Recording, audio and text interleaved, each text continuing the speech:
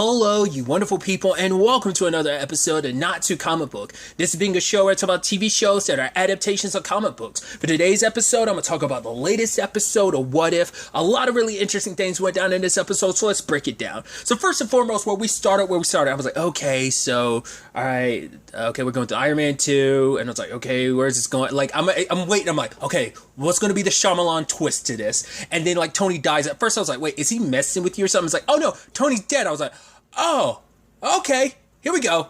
Okay. This is where we at, because like this is a time Iron Man 2, obviously like Hulk happened like before this, obviously, but they're kind of like we're in that phase of transitioning into the Avengers. So Thor hasn't even gotten his hammer back yet, so he's like normal dude on Earth. So I'm like, whoa, wait a minute, Tony's dead, and it seems like Black Widow did it. So. Side note, lo and behold, who voiced, because I saw her name in the intro and it just didn't click in my head that Lake Bell was voicing Natasha / Black Widow. I was like, I didn't know. It's like now in retrospect, I was like, oh yeah, makes sense. Because you definitely hear a little sprinkle of Poison Ivy when she's doing Natasha's voice. But nevertheless, God, what was I saying? Right. And so it's like, because I love that whole conversation of like, right, you brought a Russian spy onto your squad, and he was like, yeah, but you know, I'm the type of person who likes to make big swing. And it's like, right, she's like, you're going to set me free to find the real person behind this? He's like, yeah, you know, he trusts this big swing of, she's the only person he can really trust right now. So that was really interesting. I even love the whole thing of, like, I love that it's like Frank Grillo's character who eventually becomes like, what was his character's name? He's not the character for long. He's only the character in, Civil War, but it's Crossbone, I believe, is his like moniker. Like I said, he's just himself in previous movies, but it's not in Civil War. He becomes Crossbone. He has the helmet and stuff like that. Regardless, but I love that he's showing up, and I love the whole thing of like, I love that Natasha's like making light of the situation of like, because everyone's just so stone faced, and I love her being like, oh, can you hold this for me? He's like, yeah, sure. Wait, what? And she proceeds to kick everyone's ass, and I love that Frank Grillo's character is just like, yeah, like she's tough, but she's only able to like, she can't really throw a punch. She can only do it when she like catches people by surprise. Hard cut to her like rabbit punching everybody in the face and stuff like that. So I love that. Which immediately in my brain I'm like, I'm assuming he's still Hydra in this continuity. It's just we haven't gotten to that point yet, because obviously that doesn't come out until Winter Soldier. So that's also another thing of like, I can see a lot of stuff in this continuity staying the same, but also because of, you know, where the episode goes, I can see it like having vast implications. What those implications are. That's the fun of these too, to be like, what is the long-term like route that this timeline could go. But she's free, like trying to find out who the real killer is. At the same time, it's like we get to the Thor stuff, and then Clint releases the arrow and kills Thor. I was like, yo, because I love also, it's kind of nice to have Clark Gregg kind of technically back in the MCU, because once again, Agents of S.H.I.E.L.D., it's a conversation over and over again that's not technically canon. Maybe because of the multiverse, it could be considered multiverse canon, but not mainline continuity canon to a certain extent. At least if they get acknowledged at the very least in that, I still would want them to be mainline continuity. But if they can at least be multiverse continuity, if all the Marvel TV shows could be, then that makes me feel at least a little bit better, just a tiny bit better. But regardless, I thought it was so interesting, because I was like, did he have those same comments before about like, oh yeah, like the hair and everything? And Fury's like, excuse me? He's like, it's an apt description, sir. He's gorgeous. I love that, because even later on, Bart's like, man, he was right about that hair. I'm like, it's been a while since I rewatched Thor. I'm like, did that conversation go like that, or is that something they made just for this show? But the arrow goes and kills Thor. I was like, what? I mean, to be fair, he's human. He's not a god anymore, because he never got. Which is crazy. I was like, wow, this is, for one, it's dark, but also like, wow, the Avengers are getting wiped out before they even become the Avengers. So because of that, you know, Bart's locked up. He's like, no, I never misfired. What went wrong? What happened? They went to, I think, I'm trying to remember. Oh, I think it happens afterwards. It happens then. They go to check on, Clint, and he's dead too. I'm like, what? It's like, how did that happen? There was no one. What? even I was like, and I like that being the mystery of this episode. Like, who's killing people? Who's killing off the Avengers before they became the Avengers? And so you add in, I love that, like, even being dead, it's like, you know, Coulson's like, oh, it smells like lavender. Just like sniffing. I'm like, you're such a weirdo, Coulson. I love you. Which is actually sad to actually think about, because it's like, oh, mainline, well, continuity-wise, both mainline and even in Agents of S.H.I.E.L.D., he's dead. Spoilers, I won't get into that. I already spoiled some stuff, but it's a whole thing. I won't get into, like, everything that happened to Coulson over the course of Agents of S.H.I.E.L.D., but, now it's like, all right, so 2 of the people are dead now. Natasha's meeting up, trying to find, well, initially wasn't looking for Bruce, but ended up stumbling across him because she went to Betty to examine it. And it's like, right, looking at your, like, injector, like, it, like, something, some other projectile exited from it. It wasn't actually the serum that you were, I'm like, then what the hell? Like, then what happened? You know? And obviously at the same time, she finds out about, like, oh yeah, Clint is dead. I'm like, and that's interesting because obviously it's an inverse of this continuity where I was like, at first I was like, oh man, like, because he, you know, she sacrificed herself for the Soul Stone in Endgame. So in his continuity, like, obviously this is way, way in advance, but it's like, she takes his death pretty hard. He's like, I know how close to you guys were. And she's like, who do I got to kill? But then she figured out where Bruce was, because it's like, right, she saw like the pizza hat delivery hats, and she's like, oh, you got a side job or something? And Betty was kind of like, no, student must have left that. And it's like, yeah, Bruce is there. So I was like, right, gotta get you out of here before, oh, lo and behold, who shows up? General Ross. I was like, okay, so we're doing this. He hulks out. Someone shot him ahead of time, but like, Ross is like, who fired? It's like, it wasn't us. I was like, dude, it's happening. I was like, who's doing this? Are we dealing with someone invisible? Like, what's going on? And so he hulks out. No one can do anything against him until he ends up explode. Like, the moment he started bubbling up, I was like, wait, what? Because, you know, that was the big thing of like, yeah, Bruce has tried to kill himself before, but he was never able to do it. He just spit out the bullet. That was a whole conversation. So it's like, yeah, it's pretty hard for me to die. And we find out he dies from exploding, which I'm like, oh, kind of interesting parallel to like one of the Black Order last episode, who had all those trees grow inside them and ended up like sprouting all that, which at the time I didn't think about it. Like, oh, like it was not until after the fact I realized, like, oh, that's kind of Groot, isn't it? I never realized that. I was like, it makes that even depressing, because it's like, right, because I was reading an article, but like, oh yeah, like, what if basically killed 2 of the MCU's favorite people, that being Groot and Korg. I didn't even, because I didn't comment on the Korg thing, but I didn't think about the Groot aspect until like someone else pointed it out. But yeah, like that was pretty brutal. Like the plant life just grew from him like that, and his head exploded and stuff. Like, it was very similar to that. And it's like, wow, that's rough and heartbreaking. Another Avenger down, and immediately I'm thinking like, well, what about Cap? He hasn't been thawed out of ice yet. So that's interesting, because he doesn't get thawed out until like it's really time to do Avengers, because those other stories hadn't played out the way they're supposed to timeline wise. Once again, because Thor hasn't regained his powers as Thor, and like Tony hasn't gone through the events of Iron Man 2 yet. Fully going through the events of Iron Man 2, because they hint to it at the beginning, like him going up against Whiplash, facing his demons, both inner and outer. So I thought that was fascinating. And then I started thinking like, whoa, is Natasha going to be like the only like OG person left in all of this? Because it's like, this is rough. She starts going through some files, and obviously like needed Coulson's password, because I was like, right, I'm a wanted killer, I can't get, and he's like, fine, I'm not gonna give you my password, fine, yes, Clint was someone I care about too, alright, fine, hashtag Steve, I forgot what it was, it's like 0704 or something like that, and she's like, oh, he's like, what? She's like, nothing. I was like, yeah, I should have figured as much. It'd be some like Steve Rogers love, because he's the massive Steve Rogers fanboy that he is. But then, like, Natasha's looking through some files, and we see, like, Hope's mom, and I was like, oh, that's interesting. I was like, it looked like she was deceased, but I'm like, is it because they don't know what ever happened to her? Because well, maybe in this continuity, it was different. Like, her circumstances were different. Well, because Hank knows that she was, like, in the, she went subatomic and most likely got stuck in a quantum realm. Well, I think it's not until, well, I think so.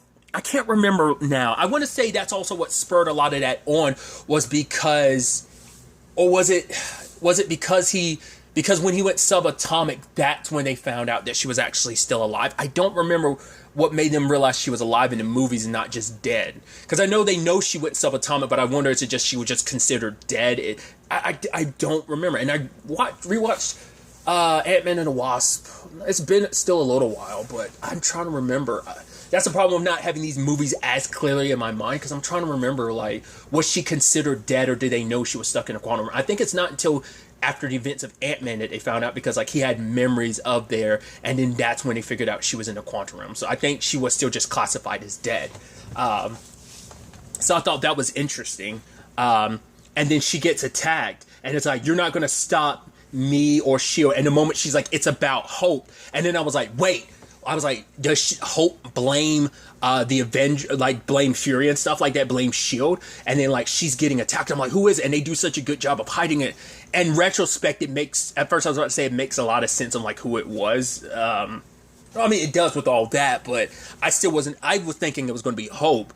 And then, you know, Fury's trying to figure it out, like her message, it was Hope. It was always about Hope. And I'm like, and then he goes out to the car and he pulls out the thing to call Carol, and I'm like, that's interesting. I mean, well, it makes sense, and I think that speaks volumes about, you know, yes, what 5 of the 6 OG Avengers in this continuity are dead before they even became full-blown Avengers, which I was actually legitimately bummed when Natasha died, because I thought this whole thing was going to mainly be from her perspective, because she would be the one that survived. It's like, nope, even she got.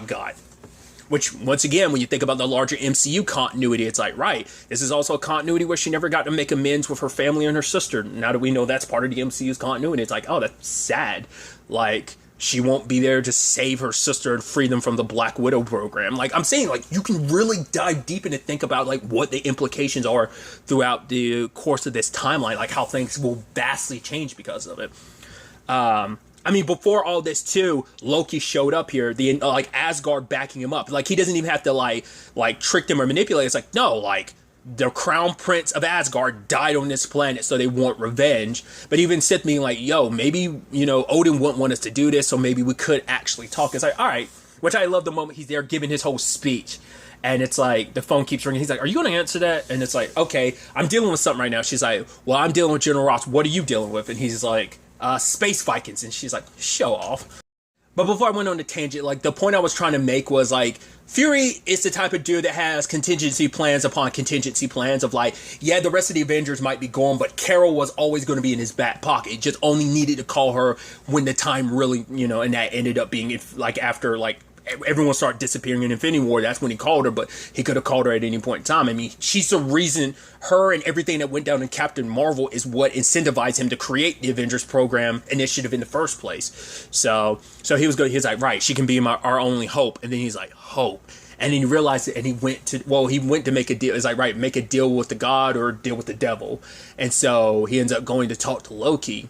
We don't get to see that conversation, but then he shows up at the graveyard, and it's Hope's grave, and it turns out Hank is the one behind all this. I was like, yo, I think that's so interesting, because, like I said, my twist on it was, like, I thought it was going to be Hope getting revenge for her mom. It's like, no, Hank getting revenge for Hope, because Hope joined up with S.H.I.E.L.D. because he convinced her to, because it's like, right, you used her mom's death and you took advantage of her, and now my daughter ended up dying. She wasn't just some agent, she was my daughter, she was my little girl, and she's dead because of you. And just to see, like, how deranged scientist he became. He actually looked more like Yellow Jacket than he did Ant-Man in this case.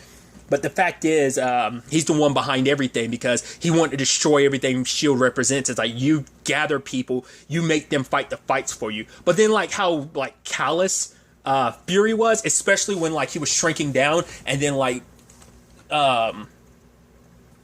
he was swatting him away. I was like, the moment he started swatting him away, I was like, oh, that's Loki. It explains all the shit talking he was doing, where he was like, oh, I don't think she cares, she's dead. I was like, that's super callous. I wouldn't expect Fury to say something like that, of course, because it's Loki, and Loki's a dick. Especially, this is Thor 1/Avenger Loki. I believe this Loki is even worse than the Loki who escaped from Endgame, because his hubris was high, but he had been, at least on some level, he had been humbled by his encounter with the Avengers. This Loki hasn't even been humbled by the Avengers yet, so it kind of puts that in perspective.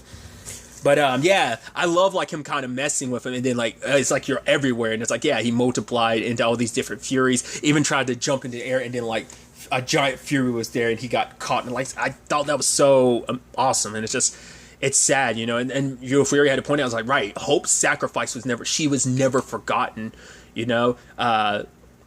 They are willing to sacrifice their lives for the greater good.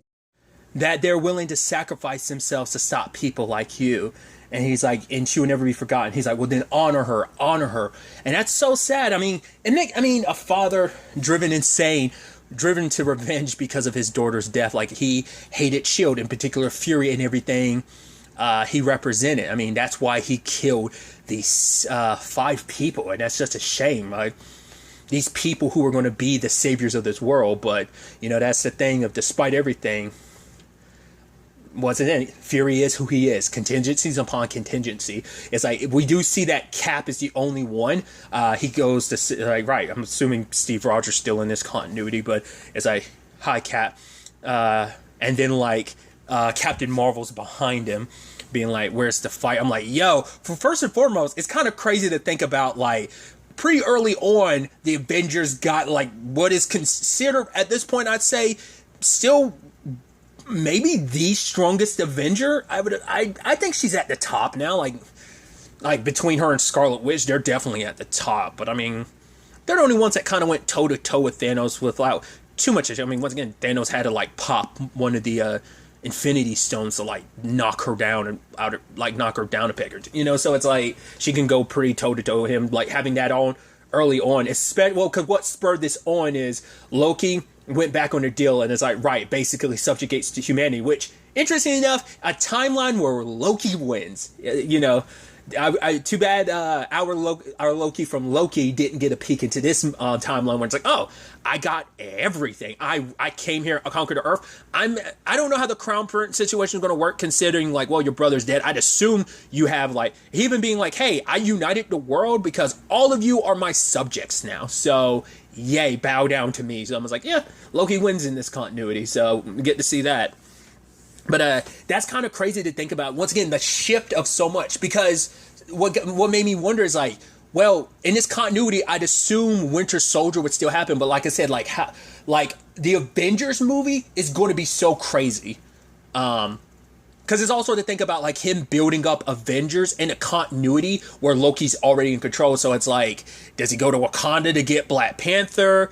What about Scott? Scott doesn't become Ant-Man because the Ant-Man is evil in this continuity. Not unless they find Scott and just decide to give him Hank's, gives him Hank's technology.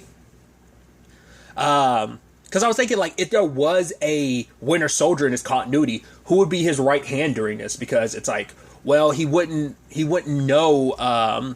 Like, Natasha was a big part of that. Like, you know, that was his ally. I mean, who's the other side with no Iron Man? Like, you know, I'd assume Cap would still meet Sam in this continuity, so like some Winter Soldier would maybe, once again, that also depends on like, because you could still get to Avengers, but you'd have to like in this continuity do other solo movies of like, well, those other people are dead, all right, who's next up on the list, so on and so forth, so on and so on. It's like, it's so crazy to think, because we've seen another one where we've seen the Avengers look differently. I don't think it's tied to this continuity. It could if they wanted to, but I think that, because I don't think there was a Captain America in that. Because I think the one leading the charge, at least from what we saw, it seemed like it was, at least I don't think, because it's been a while since I saw the trailer, I think it was Black Panther, a version of Black Panther, running that squad. Because, like, I know that's the one with, like, Gamora's there. Well, no, because I think there was a Black Panther, and I think there was Star-Lord at the center of it. So, I don't know, I think that's not this continuity, definitely. But I'm like, it just makes you wonder, like, who would be set up in this? Because, like, so much of those OGs led to so much else, so... It's actually a really depressing continuity to think about, like, all these characters, especially because it's such a crazy time to kill off those characters. It's like, oh, like, we've come to know some of the, I mean, yeah, Tony's dead now anyway, but just to know, like, even before his journey even started, really, like, once again, we barely got into Iron Man 2 by the time he's dead, and so Steve is still alive, but everyone else is dead. That's super depressing. The kind of thing. I mean, Natasha is, but once again, just dead before she had an opportunity to make up with her family, like bond with her sister one more time and stuff like that. It's just like, ugh. This continuity is super depressing when you really sit there and think about the implications. But once again, like, there's still a lot of stuff of like, well, could also, like, would Carol even stay on Earth that long? I mean, she might have to, considering, like, well, the other Avengers are dead, so you need me here on Earth. But it's like, the whole point of her not being around, obviously, it's like, right, how you write around it. It's like, oh yeah, like, other planets are in worse conditions, but maybe it's like, no, this planet's in worse condition because it doesn't have its mightiest heroes yet. So she'd probably end up sticking around a lot more in this continuity than she has been in the mainline continuity. So that's interesting. Yeah, I don't know, man. I'm probably going to be thinking about this for a while, just like, even after this recording, be like, man, where else would we go in this continuity? Because I'm sitting here thinking, like, well, because there's still, like, already stuff, like, Tony-related stuff already set up, I'm sure. Well, we haven't gotten to, like, we won't see Mysterio exist in this continuity. That means probably the Peter situation would probably play out a little differently, too, because, like, Tony wouldn't become the household name that he... Well, I mean, granted, he was out as Iron Man, but there was still, like, no, like... Who he becomes later on, his celebrity rose even more because of the Avengers and everything, so I don't see... And the Spider-Man thing would probably definitely play out differently. You might still get the Doctor Strange stuff. Like I said, the Guardians might play out a little bit the same. Once again, that might play out a little differently with Carol more in on the action here, not away doing all that she was doing over the course of those 20 plus years or whatever. So, like I said, maybe Black Panther, maybe. I mean, speaking of the Tony stuff too, let's not forget that's what jump started, like, God, Age of Ultron is what I was thinking about, because I was thinking about, like, Scarlet Witch and Quicksilver. Like, what would it, like, Tony's dead, so they can't necessarily get their revenge against him, so what does that do to their story, potentially, you know? Because once again, the Hydra element is still there, that could still end up happening, but I'm sure a lot of that will, once again, it depends on, like, if they're able to get the team together fast enough to deal with, because once again, it's like, you probably have to put that team together pretty quickly, considering Loki is, already taking control. It's not like, oh, like, getting everyone together just when Loki's here. Like, he's already here and conquered. Now we have to, like, he basically came here and conquered in a day because there were no Avengers to step in his way. So it's like, right, you're going to have to put that team together quickly. So we might not get the solo movies I think we would. But it's also like, yeah, like, Hydra's still in play and everything. Also, like, there would be no Civil War in this continuity with Tony being dead. Once again, not unless we still do get Civil War, but it's in the form of someone else. Like maybe it's a Black Panther leading the charge. Like, since he was on Tony's side, like, maybe he's the one actually leading the charge. And I don't, like I said, mine could go for hours upon hours. And that's the fun of this, too. Not just seeing what we get, but also, like, what we get in these episodes could lead down the road. Like I said, that's the real fun of it. That's what I'm pulling from these. I'm enjoying them just as their own, like, you know, it's like any cartoon where you only get, like, a section of a character, like, almost like a slice of life of a certain continuity. Like, you get that with any cartoon. It's like, oh, this episode is this slice of life, and you get that, but in the Marvel Cinematic Universe, which is so fascinating, because then you get, like I said, the implications are also interesting, like, just kind of like, oh, what would happen, what would change. So I think that's just the dope thing about this concept in the first place. But especially when you get, like, like, wild with, like, continuities like this in the last episode, even the first episode, I know that was kind of hit and miss for some people. I still really enjoyed it, but I can understand where some people were coming from with that. But still, I'm very excited to see what the next episode is. Once again, I have no idea what the actual next episode is. I'm sure there's probably, like, promo out for it already, but I haven't seen it. I watched the episode and that's it. So I'm really excited to see where the next episode takes us with all of this. But really, that's all I want to talk about. So next time we meet, be happy, be safe, live life to the fullest, and enjoy it. Good day and goodbye.